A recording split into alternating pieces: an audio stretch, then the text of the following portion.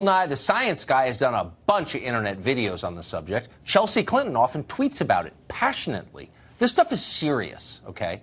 How serious? Well, here's the scientific consensus on what will happen if we don't immediately pass some sort of democratic global warming bill. Watch.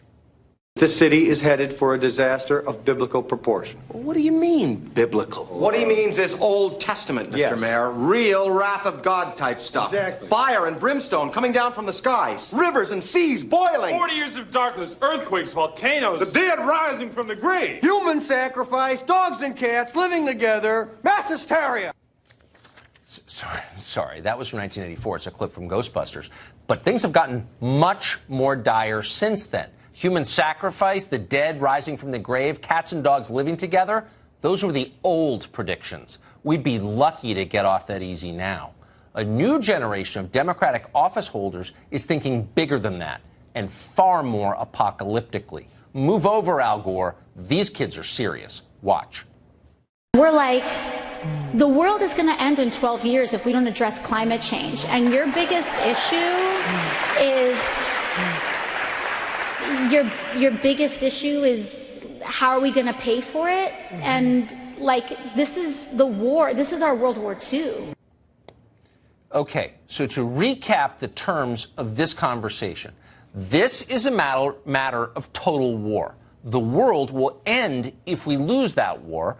Any consideration of cost is immoral. That's what they're saying. This is not the language of compromise and moderation. It is the language of fundamentalist theology. Just a few years ago, they were telling us we could fight global warming with carbon offsets and slightly higher gas taxes. Now they're demanding that we give up airplanes and walk to work. But you got to give it this. The Green New Deal does make a kind of internal sense. Hysterical predictions require hysterical reactions. Half measures don't cut it when you're fighting a world war for the future of this planet. Maybe that's why Democrats seem all in on this. Every single Democratic senator running for the Democratic nomination right now has endorsed the Green New Deal. Cory Booker, a vegan lawyer who represents Wall Street, describes the fight against carbon as at least as morally significant as the fight against Adolf Hitler. Watch this. There's a lot of people now that are blowing back on the Green New Deal. They're like, oh, it's impractical. Oh, it's too expensive. Oh, it's all of this. If we used to govern our dreams that way, we would have never gone to the moon. And when the planet has been in peril in the past, who came forward to save Earth from the scourge of Nazi and totalitarian regimes? We came forward. Who came forward when the Germans bombed Pearl Harbor? We did. Okay, we give up. Let's take this seriously for a minute because it is at the very center of our national conversation. Let's concede that global warming imperils the Earth and that we need a mass mobilization of Americans to fight it. Solar-powered landing craft on the beaches of this generation's Normandy. No cost is too high, no sacrifice too extreme. Cory Booker is our Patton. Let's stipulate that's all true and not flagrantly insane. Who exactly is our enemy in this war? Well, carbon, of course. Carbon is poison. Al Gore told us that 25 years ago. And who is the biggest carbon dealer on planet Earth, the El Chapo of CO2?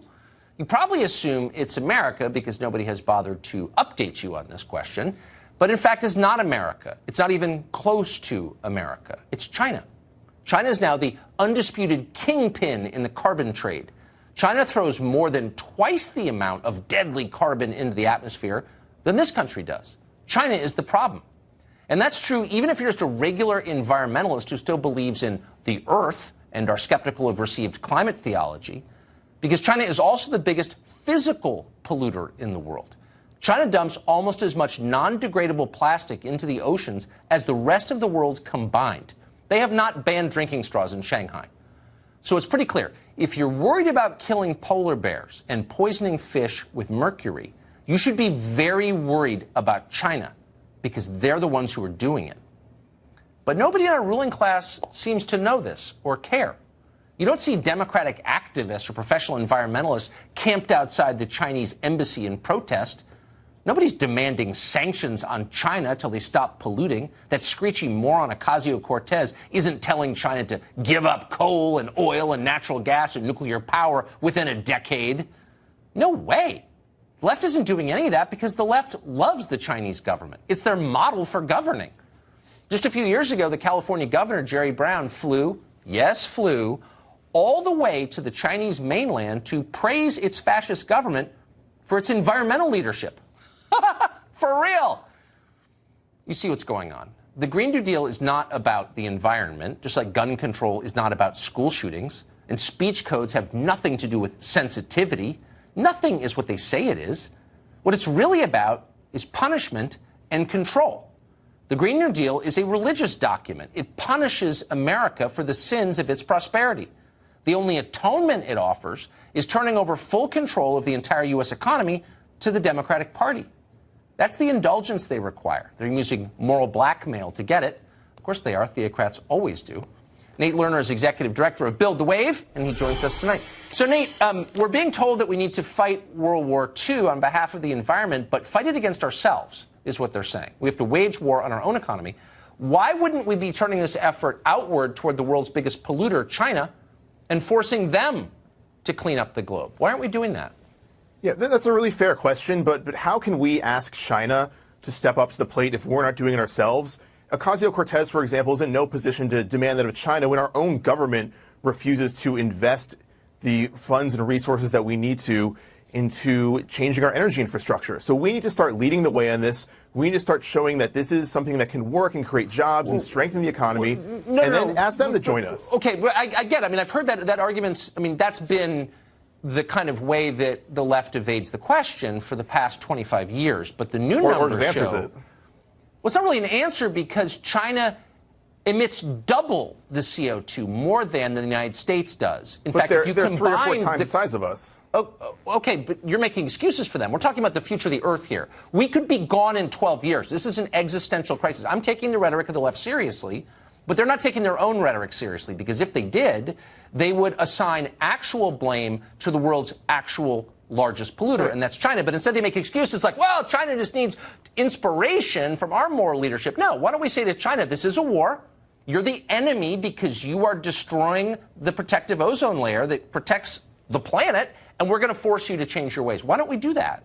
All right, there's a lot of things to unpack there. Let's start with the rhetoric. This is not rhetoric that the world will end in 12 years. What Ocasio-Cortez was referencing was the UN Panel on Climate Change's report that came out recently that said if global energy infrastructure does not dramatically change in the next 12 years, it will be too late. So if we don't drastically change the way we produce energy, we're in 12 years from now. Right. Well, no, it's not. It's the same really point. No, but it's really the point that you're making is it's really serious, and it's very serious. I don't know if that's known or not, actually, but I'm assuming that you're right, and I'm taking your assumption and reaching the logical conclusion, which is if this is really serious, we need to get after the people who are causing it, and it's China. And you made excuses for their behavior by saying that they can't really do anything until we lead the way. And I didn't say that. No. Well, you did. I said we are not in a position to approach them and ask them to join us. Aren't we citizens of this globe? We pulled out of the Paris Climate Agreement. The Paris Climate Agreement didn't ask them to reduce their carbon. What? No, it actually allowed them to increase the carbon they emit into the atmosphere. But that's an example of where the U.S.'s priorities are right now. That's insane. If you really believe this, then why aren't you telling the biggest polluter in the world to knock it off? We absolutely should, but first we need to do it here domestically. And also, if you look at China, this is a completely false narrative that they're not investing anything. That they're not investing anything right now in green energy, because they are. They are reducing greatly. I don't know what green energy is. I'm just telling you because it's such a large category, it has no meaning. I want to go to the science. And the science tells us they're emitting more than twice the carbon that we are. And yet you're making excuses for them and saying, well, we need to do it first because why? That's like saying we can't fight an authoritarian regime because we have voter fraud problems. No, they're destroying the earth and you're making excuses for them. And so all the environmental groups are taking their money. And don't you think you should be ashamed for doing that? we're not taking the Chinese money. First of all, yes, they are. First of all, I'm not saying that the Chinese should not step up to the table. Absolutely not. Step up to the table. They're destroying the earth. They should absolutely join us in this. Of course, I'm calling on them to do that. Of course, they need to be part of this just as much as we are. But I'm saying that we cannot politically approach them from a geopolitical. This is not geopolitical. It's moral. How is our government supposed to go ask them to join us when we're not even doing this ourselves? You're telling me that we need to shut down every. We need to put our money where our mouth plant. is. Yeah. Why? It's not about our money. It's about saving the earth. I'm using the rhetoric, which is a moral rhetoric, not an economic rhetoric, a moral rhetoric of every Democratic presidential candidate right now today, and applying it to a foreign country that they like much more than they like the United States, and you're making excuses for that country. I honestly don't understand why. I'm approaching this from a very logical standpoint when saying that the U.S. government cannot demand. They should demand, but it's not going to be effective unless we're also doing it ourselves. How does that not make sense? You can't tell someone to join you in a fight if you're not fighting that fight yourself. Really? Okay. You say, go fight climate change. We'll do it too. Don't worry about it. We need to show them we are invested in this. You're missing it. I don't think you're updated on the numbers. They're polluting twice as much as we are. They're the world's biggest polluter by a factor of 100%. So it's not like we need to lead the way. They need to lead the way. Oh, you're making excuses for them again. We are America. Why shouldn't we be leading the way in this fight? I'm not so we have a higher standard here. I see. Of course, we do have a higher standard. We're the United States of America. So we have to wage World War II against ourselves. That's exactly what you're saying. We should have the Chinese join us, but we cannot fight. We cannot expect them to join us in this fight if we are doing it ourselves. I don't understand how you're not getting this. Because it's their crime, and we should hold them accountable for it. Just my view. We should. You are absolutely right. We should hold them accountable, but we need to hold ourselves accountable too. We're the guilty ones. I get it. Okay, Nate, thank you very much. High-speed rail is central to the Green New Deal, which says that rail would replace cars. Okay, does high-speed rail work? Has it been tried anywhere? How about our biggest state, California, which was trying to build a high-speed rail line between its two biggest cities, San Francisco and L.A., and yet yesterday it canceled that route. Why?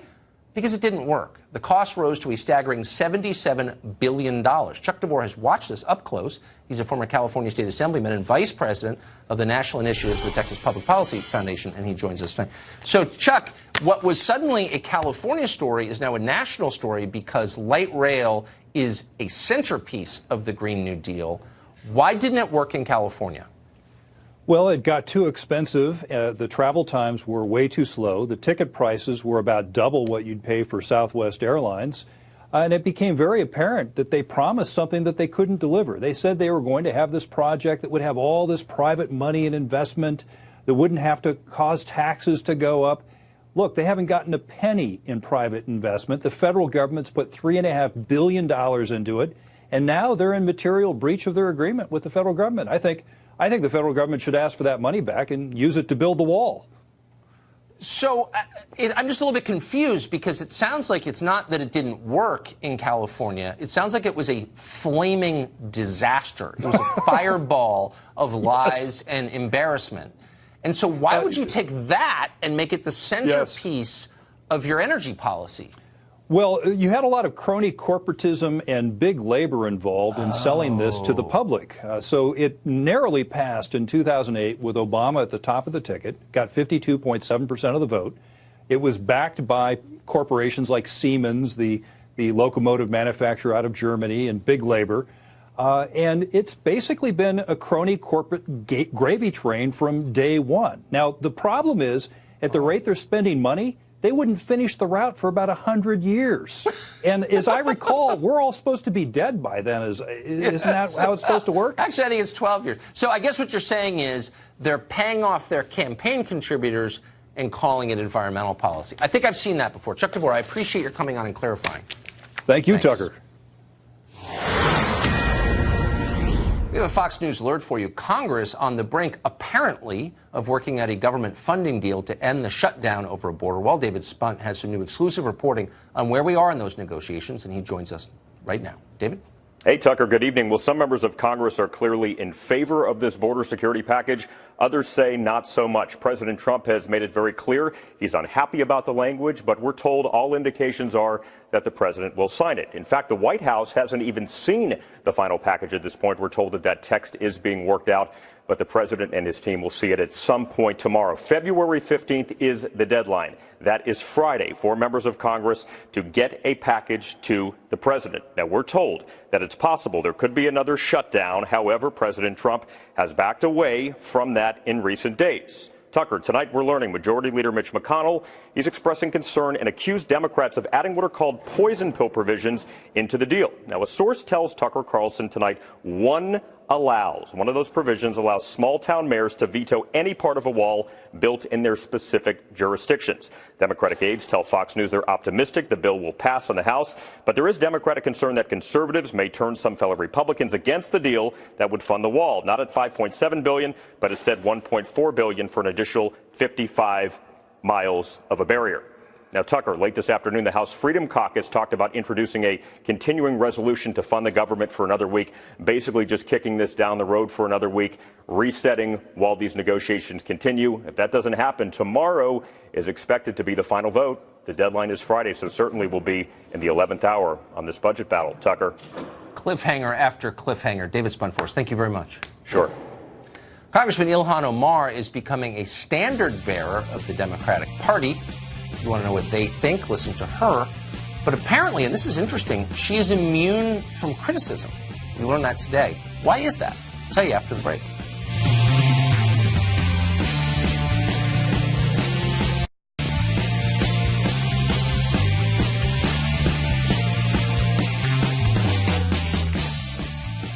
Congresswoman Ilhan Omar is picking another fight, this time over sports. In a new letter to USA Powerlifting, Omar attacks the organization because it opposes having a biological male compete against women in a lifting competition. Omar claims, ludicrously, that biological males have no advantage over women. That's in defiance of about 1 million years or so of evidence to the contrary. It doesn't matter, though. Omar's letter is just the latest case of powerful people on the left bullying anyone they can't control. You saw the same thing with the gay marriage debate. Any Christian-owned bakery that doesn't want to bake a gay wedding cake risks fines, lawsuit, and ruin. Okay, so those are the new rules. So what about Muslim-owned bakeries? Do the rules apply there too? Stephen Carter asked that question a while back, and he found pretty much what you'd expect. Lots of Muslim-owned bakeries will not bake gay wedding cakes, and we're not complaining about that. Private business owners shouldn't be forced to engage in speech they find immoral. But the left doesn't agree. So where's the letter from Congresswoman Omar demanding that Muslim bakeries who won't bake these cakes be shut down? We're still looking for that letter. And what about Omar's own mosque, by the way? Does it perform gay marriages? And if it doesn't, has she complained about that? Has she denounced them? We called her office today to find out. They haven't replied yet. We suspect we'll be waiting a while for an answer, but we're always open to one. Congresswoman Omar is starting a lot of fights recently. For a newcomer, she's in the center of many news stories. Today on Capitol Hill, she berated the new envoy to Venezuela, Elliot Abrams, accusing him of being a liar and attacking him over the Iran-Contra affair that took place more than 30 years ago. Here's part of it. More than 800 civilians, including children as young as 2 years old, were brutally murdered by U.S.-trained troops. You later said that the U.S. policy in El Salvador was a fabulous achievement. Yes or no, do you think that massacre was a fabulous achievement that happened under our watch? That is a ridiculous question, and I yes or no? No. I will. Sorry, Mr. I will Chairman, take that as a yes. I am not going to respond to that kind of personal attack. Congresswoman Omar is herself, of course, a refugee to this country. She was born in Mogadishu. She spent most of her time, at least her political life, attacking this country as immoral. She also supports a number of policy ideas like the Green New Deal that don't make mathematical sense. She's also for abolishing ICE. So there are things you could criticize about the Congresswoman, but you're not allowed to criticize her. A new piece in Politico argued that. Now, why? Well, not because what she says is factually true, but because, of course, of her identity. Quote, the GOP strategy risks a backlash. A party that has problems with women and minorities continues to focus its attacks on women of color, end quote. Not on women it disagrees with, but on women of color. Their color is the most important part to the people at Politico. MSNBC agreed with this, of course. In a segment yesterday, one of its guests said that it was, quote, not a good look for conservatives to attack Congresswoman Omar because she's a woman. Her actual views are irrelevant. It's about her identity. Michelle Malkin is a syndicated columnist and author, and she joins us tonight. Michelle, thanks very much for coming on. I think a lot of things about this, but one of them is that the rest of us are deprived an interesting debate over the issues when that debate is shut down on the basis of immutable characteristics. You know, you're this color, the person you're talking about is that color, no more conversation. We don't even get to hear what the issues are. Yeah, it is cheating the American public of a true, honest, and vigorous debate on very important policy matters. And I also feel a little bit left out, Tucker, because this immunity shield is only provided to certain privileged women of color who claim a certain ideology. Over the last 25 centuries, I've never had this privilege. Who's handing out the Wonder Woman bracelets that can deflect all bullets of criticism? Because I've never gotten one.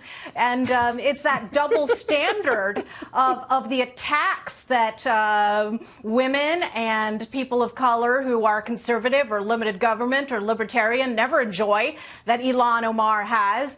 And it's not just the left that claims this privilege for these radical, racist, hateful women like Ilhan Omar. Unfortunately, you've got enablers in the Beltway who call them conservatives, like Jennifer Rubin at the Washington Post, carrying water for these people. And you look at the hearing today that you showed a little clip of. What was that? It was coordinated kabuki theater. Code Pink has achieved its dream of having essentially an ideological intern now sitting on the other side of the aisle carrying water for them. Amazing. What I find so striking, though, is that if you're making the argument that people of one color should be allowed to say one thing, and people of another color can't say that thing because of their color, that's by definition a racist argument. You are a racist if you are making that argument, again, by definition. And yet it's the same people who make that argument who are always denouncing everyone else as racists. Yeah. What do you make of that? Well, you know, I've diagnosed this, at least online, as what I call Silicon Valley Sharia. Because the perfect example, of course, is that Ilhan Omar is allowed to tweet these heinous, vile things, while a Jewish woman who was the first to criticize her before she was elected, when people should have been listening, Laura Loomer, is banned from Twitter. This is insanity when you have Louis Farrakhan, I guess a man of color, who's allowed to call Jews termites on Twitter. He's still on Twitter, and Ilhan Omar is still on Twitter, and the brave critics of jihad and this narrowing of what's allowed in public debate are increasingly being deplatformed. And it is because these people on the left smell fear, Tucker Carlson, that they've been able to get away with it. Well, I totally agree with that. And it's because the cowardice of a lot of people in Washington who should be defending their people and the right to speak honestly in public have run away and caved. I agree with that completely, Michelle Malkin. Thank you for saying that. Michelle Malkin, as always. Well, we're not allowed to have voter ID, we're told, because it's a form of voter suppression. Is that actually true? As a factual matter, as a matter of social science? Well, thank heaven somebody decided to run the numbers on that and check. And we've got the findings for you after the break.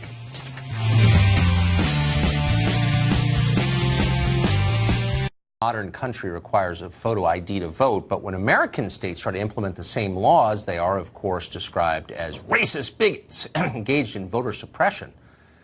That's fake, of course. It's all diversion. That's a lie, and you should ignore it. But now a new study shows just how fake it is. 2 university professors took a look at voting patterns in 10 different states, and they found that voter ID laws had no effect at all on how much each group was able to vote. It turns out that legal voters are perfectly able to get photo identification, something you knew already, and that these laws are only a problem if you want to vote illegally. But helping people to vote illegally is, of course, the entire point of preventing voter ID laws, as we knew. Harmeet Dillon is an attorney who covers this kind of thing, and she joins us tonight. Harmeet, so it seems like the evidence is pretty clear on this from this study. Yes, actually, Tucker, these 2 economics professors, one at Harvard Business School and the other in University of Bologna, used data from a liberal progressive database called Catalyst, which works with progressive groups on these issues.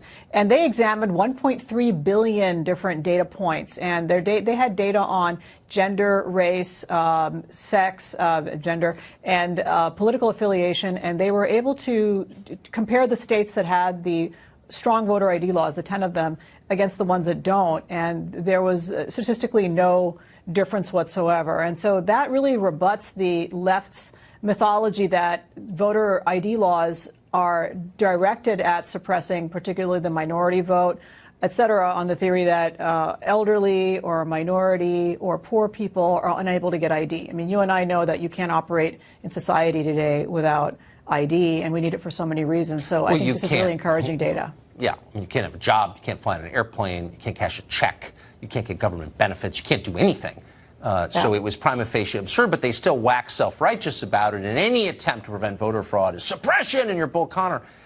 I wonder if the right, if Republicans will begin to do something they almost never do on any topic, which is push back with facts against this demagoguery. Well, you know, you raise a good point, Tucker. We as Republicans tend to become very intimidated when anybody says the R word. Oh, you're racist. Yeah. You know, you're racist. And we really buy into that demagoguery and back down. And I hope to see more Republicans step forward and say, we are not racist. We are trying to protect the integrity of every single vote. You know, I'm an immigrant to this country, and the right to vote is very precious and something that people don't have around the world. And so the way we casually water it down in this country by allowing people to vote who are not entitled to vote, we have 3 million illegal aliens plus in California, for example, is really shocking, and it's time for it to stop. So I'm glad to see this data from not from a conservative source, but from objective professors, economists, and I hope that we will begin to start pushing back on this false narrative by the left. Well, yeah, because the only reason they keep using it is because it works, and Republicans run and hide every single time. I mean, is there any other reason to oppose voter ID laws except to abet voter fraud? I can't think of any. And on the flip side, and as these two professors point out in their study, the effect of voter ID laws does increase confidence among the voting population in the outcomes of these elections, and we certainly need more of that as well. Yeah, that is such a smart point. I'm losing confidence. I've always had confidence in our system, but not anymore. Harmeet, thank you very much. My pleasure. Thanks, Tucker. Well, in so many stories recently, you may have noticed the press rushed to judgment before the facts came in. Russia! The boys from Covington, and now the story around Jussie Smollett, the actor in Chicago.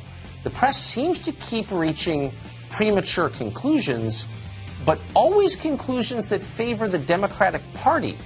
Why is that? After the break, we'll tell you.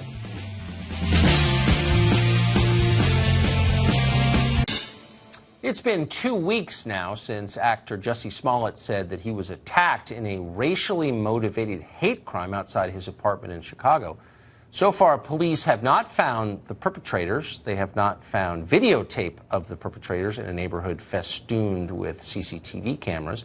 And they have rejected the phone records that Smollett gave them, saying that they are heavily redacted and insufficient. Some other parts of the story are coming under fire as well tonight. Trace Gallagher has been following this investigation and joins us with the latest. Trace? Hi, Tucker. In his first interview since he was allegedly attacked, Empire star Jussie Smollett emotionally told Good Morning America that he's, quote, pissed off. Watch. What is it that has you so angry? Is it the attackers? It's the attackers, but it's also the attacks.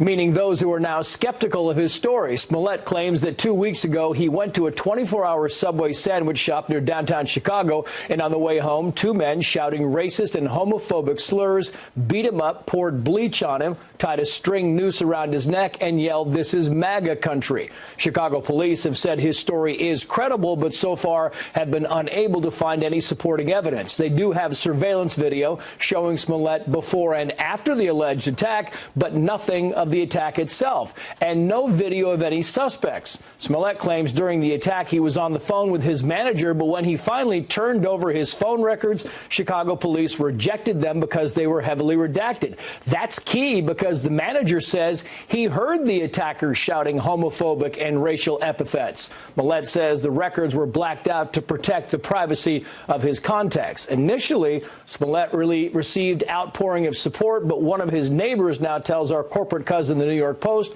he doesn't believe him because half the neighborhood is gay, the other half is black. Tucker. Thanks a lot, Trace.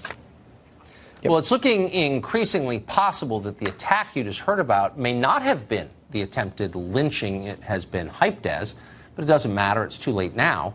To those who only casually follow the news, they will hear only the press's initial breathless coverage, which treated the incident as an obvious hate crime. Yet another consequence of Donald Trump's America, another Trump voter bashing someone on the street. Some parts of the media are still treating the story that way, despite what we have learned in the last 2 weeks. A recent piece in the online website, apparently, Daily Beast, argued that we should believe Smollett on the basis of his skin color. Well, that sort of openly racist, politically motivated journalism is increasingly the norm. Covington worked the same way. Supposedly, we could tell that a few high school boys were evil because of the way they looked, and the way they smiled, and the way their parents presumably voted. Or take a look at BuzzFeed's supposed smoking gun of the president ordering his lawyer to lie to Congress. There was no proof it was true. There never was any proof of it. But because it matched an established narrative, everybody knew what to call it. This would be certainly a bombshell information. BuzzFeed's latest bombshell report. The White House is slamming a bombshell report by BuzzFeed. With a bombshell report from BuzzFeed. If the BuzzFeed bombshell is true. Bombshell report. Thesaurus, please. Dumb people have a weakness for news cliches. It's unbelievable. Stuff like that happens every couple of weeks, but nobody in the press ever seems to learn or change. Why is that? Joe Concha writes about this stuff for a living for the Hill newspaper, and he joins us tonight.